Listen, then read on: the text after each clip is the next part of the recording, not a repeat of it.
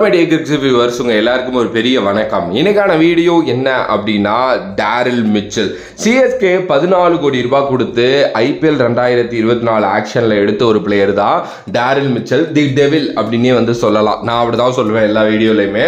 Daryl Mitchell பொறுத்த வரைக்கும் நியூசிலாந்தோட எல்லா ஃபார்மேட் கிரிக்கெட்லையும் ரொம்ப முக்கியமான ஒரு பிளேயர். ODI எடுத்துக்கங்க, T20 எடுத்துக்கங்க, டெஸ்ட் எடுத்துக்கங்க, எல்லாத்துலயுமே டேரில் மிச்சல் நியூசிலாந்துக்காக வந்து பாத்தீங்க அப்படின்னா ரொம்ப நல்லா ஆடிக்கிட்டு இருந்தாரு. இனிமேலும் ஆடுவார், அதுல எந்த ஒரு மாற்று கருத்தும் இல்ல.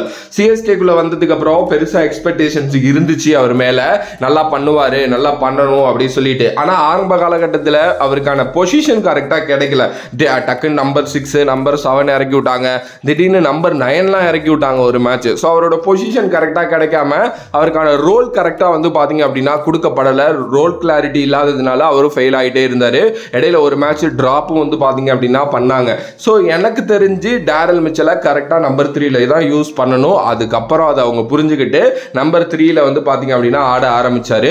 ஏன்னா நீங்க நியூசிலாந்துக்கே பாத்தீங்க அப்படின்னா ஒரு T20ல நம்பர் 3 அண்ட் நம்பர் 4 பொசிஷன்ல மாத்தி மாத்தி இறங்குவாரு. ஸோ சிஎஸ்கேல என்னைக்கு அவர் நம்பர் 3 வந்தாரோ அன்னையிலேருந்தே வந்து பாத்தீங்கன்னா அவரோட கான்ஃபிடென்ட்டும் பயங்கரமா ஆயிருச்சு. அண்ட் கேம் பிளேயும் வந்து பாத்தீங்க அப்படின்னா சூப்பராகவே கன்வெர்ட் பண்ணிட்டாரு நல்லபடியா அப்படின்னு வந்து சொல்லலாம்.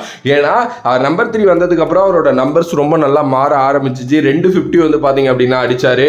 ஸோ கேமை வந்து பாத்தீங்க அப்படின்னா எலிவேட் பண்றாரு. நிறைய 30+ ஸ்கோர்ஸ் வந்து பாத்தீங்க அப்படின்னா அடிச்சாரு. அவர் மிடில் இருக்கிற வரைக்கும் ஓகேப்பா ஒரு நல்லபடியான ஒரு நம்பிக்கை வச்சிருக்காரு அப்படிங்கிற மாதிரி தான் வந்து இருந்துகிட்டு இருந்துச்சு.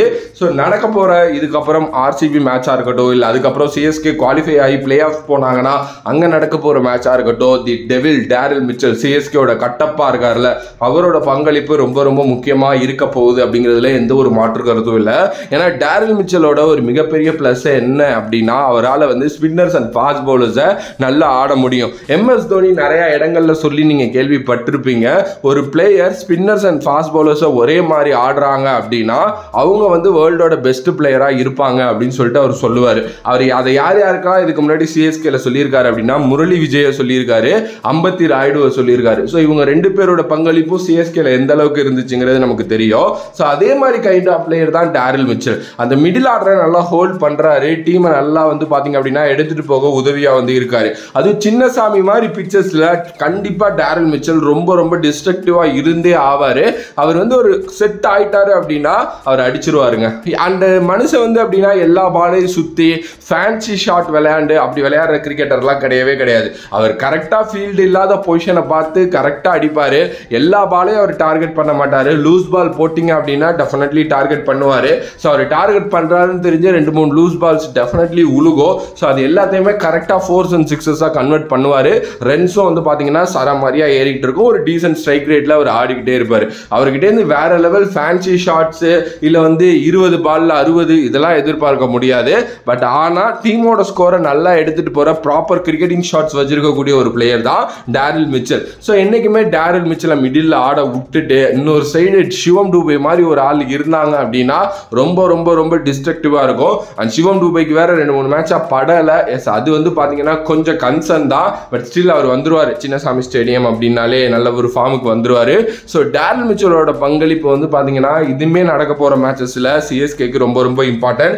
ஈவன் இந்த மிடில் சிஎஸ்கே இப்போ கொஞ்சம் சக்சஸ்ஃபுல்லா இருக்கிறதுக்கு காரணம் டேரில் மிச்சல் அண்ட் மொயின் அலி அப்படின்னே சொல்லலாம். ஏன்னா மொயின் அலி திடீர்னு அவுட் ஆஃப் கான்டெக்ஸ்டா உள்ள வந்து அந்த மிடில் நல்லா ஆடிட்டு இருக்காரு. இப்போ மொயின் அலி வேற இல்லை அப்படிங்கிறப்போ எல்லா பொறுப்புமே டேரில் மிச்சல் தலையில இறங்குது. ஸோ டேரில் மிச்சல் அதை நல்லா பண்ணுவாரு, நல்லா பண்ணணும். பவுலிங்கும் கொடுக்குறாங்க, நம்பி கொடுக்குறாரு ருத்ராஜ். பட் பவுலிங்ல இப்போ வரைக்குமே பெருசா ஒன்றும் பண்ணல. ஆனா எனக்கு தெரிஞ்ச ஒரு பெரிய பவுலர்லாம் கிடையாதுங்க ருத்ராஜ். அவரை நம்புறதுக்கு ஸ்பின்னர்ஸை நம்பிட்டு போயிடலாம். பட் ஸ்டில் பவுலிங்ல கொடுத்து 1 or 2 விக்கெட்ஸ் எடுக்கிறாரு அப்படின்னா அது இன்னும் பல கான்ஃபிடென்ட் அவருக்கு உருவாக்கும் அப்படின்னு சரியா சொல்லுவேன். அதான் அவரை நீங்க பவுலிங்ல அடிச்சிட்டீங்க அப்படின்னா அது அவர் ஈகோவை தூண்டி விட்டுருது. நான் கண்டிப்பா பேட்டிங்ல அடிப்பேன்டா அப்படின்ட்டு வந்து அடிக்கிறாரு அவரு. கண்டிப்பா இது ஒரு ரொம்ப முக்கியமான ஒரு மேட்ச். RCB கூட நடக்க போற மேட்ச். இதுல கட்டப்பா என்ன மாதிரி இருக்க போறாரு, என்ன மாதிரி பண்ண போறாரு அப்படின்னு பாக்குறதுக்கு நான் ரொம்ப எக்ஸைட்டடா இருக்கேன்.